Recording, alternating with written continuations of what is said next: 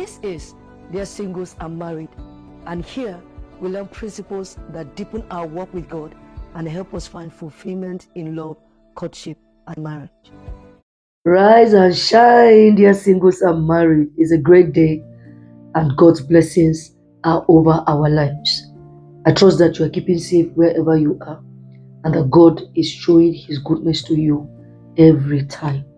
All right, thank you for joining me again in this special time.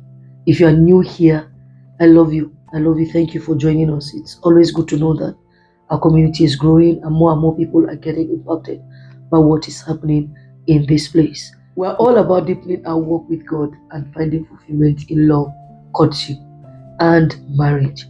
Thank you. Please like, share, leave a comment. Let's know how well this program is impacting you and others around you. All right, so today I just talk from my heart. Seven things I've learned about marriage. It may end up being 8, but let's see what happens. But it's 7 things I've learned about marriage in general. So in the length of time I've been married, these are the things that I've learned in no particular order. All right, so the first thing is that it's a lifelong journey of discovery. Actually, that's two things. All right, but it's a lifelong journey of discovery. So it's lifelong. When you come into marriage, there's no going out. When you stood before God and you made that vow and said, "Till death do us part," that's literally it. Till death do you part. So what you're saying is, if you marry at any age, for the rest of your life, you are walking this journey with someone. You are doing life with someone. So it's a lifelong journey. That means you have committed to doing life with someone, and you have to keep it in your mind that you are not living only for yourself. In fact, the Bible talks about people who are married not caring only for the things of the Lord, but also how to please their partners. So you see that you have a commitment to do right by God. You also have the commitment to do right by your spouse. So you're doing right, you're partnering with your spouse. And then it's a journey of discovery.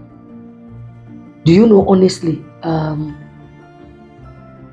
this amazes me. All right, I hear people say, "Oh, we dated for 2 years, we dated for 5 years, so we know each other so well." It will amaze you that you get married and you still be discovering things about that person. Now, I've been married for at least 3 decades, and I can tell you that I'm still discovering things about myself. Sometimes he will do something, I'm like, "Oh, okay, this thing was in this man all along." Not bad things. Sometimes they're very good things, and you are glad that you're discovering it. But sometimes it's something you have to work on. You are also discovering yourself and discovering your spouse.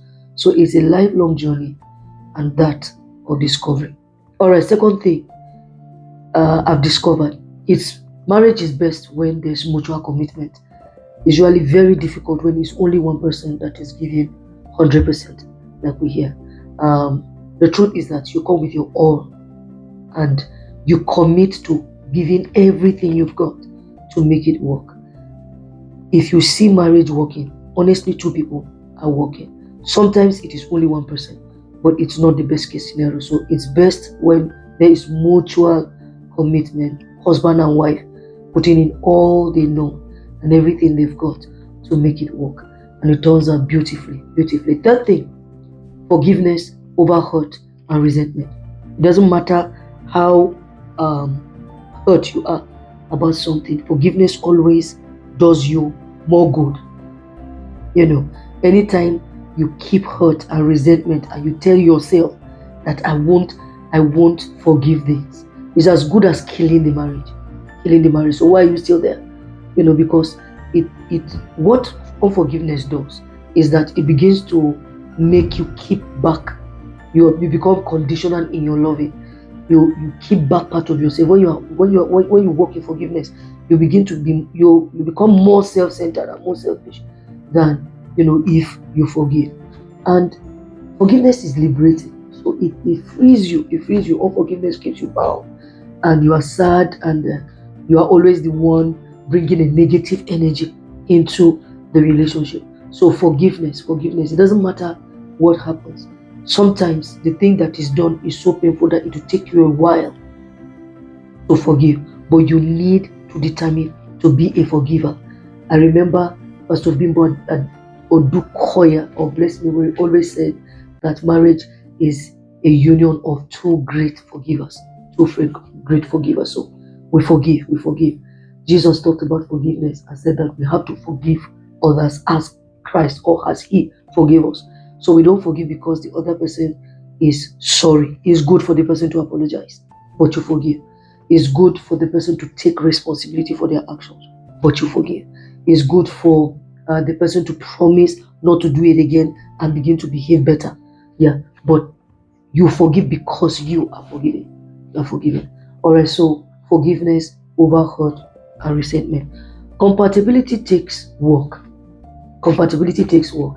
I hear people say things like, we're so compatible from the time everything about us aligns.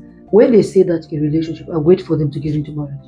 Because it's not possible for two people from two different backgrounds to have everything common.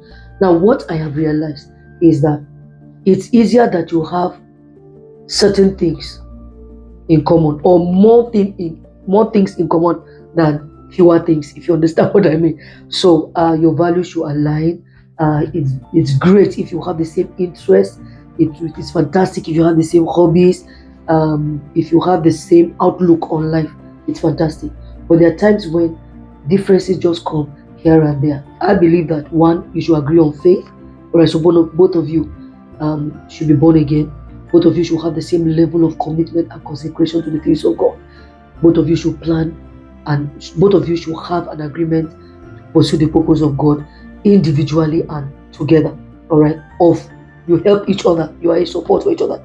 Those things are foundational when compatibility comes into place, or when we're talking about compatibility. But compatibility is not automatic; it just doesn't fall on our laps, and we think that, oh, okay, it's or no. Honestly, you work compatibility. For me, another word for compatibility is agreeability. When people agree, then they are compatible. An agreement takes work. It means that we have to decide to agree. We have to talk things over. So in compatibility, effective communication comes into place. Effective communication is not when you are the only one talking and you insist on the other party to talk. We have a principle between my husband and I that when one person is talking, the other person should keep quiet. It was not like that initially. It was not like that initially, but as we sat down and kept reviewing the things that make marriage work, we came to that agreement that if I come to him and I begin to talk, he will wait for me to finish making my point. And then I say, I am okay, before he now begins to talk. Sometimes he doesn't say anything. He just listens and says, okay, I've heard you and understand. Thank you. I'm sorry about this. I'll do better here. He doesn't respond to anything. Later on, he'll now come and say the things that he wants to say. All right, so compatibility takes work, being agreeable. Number 5 thing I've learned about marriage is the more you know about marriage before marriage, the easier the marriage. I hope you understand what I mean. So it's good for you to learn. Good for you to learn. The truth is that when you know about something, doing it becomes easier. When you understand, when you learn how to do something, doing it becomes easier. That's why right now I advise singles, learn as much as you can. Now that doesn't mean that when you get into marriage, you shouldn't continue to learn or you cannot learn in marriage. Yes, you can learn in marriage, but what I'm saying is if you learn certain things before you get married, by the time you enter, application is easier. Application is easier. So I advise that you should learn as much as possible. Do you ever finish learning about marriage? No, but it's just easier. It's just easier if you come into marriage with the understanding that okay, it's a covenant, it's God's institution. This is the way I do it. I do it by God's love. I must. You understand how marriage works. If you know it, it is easier.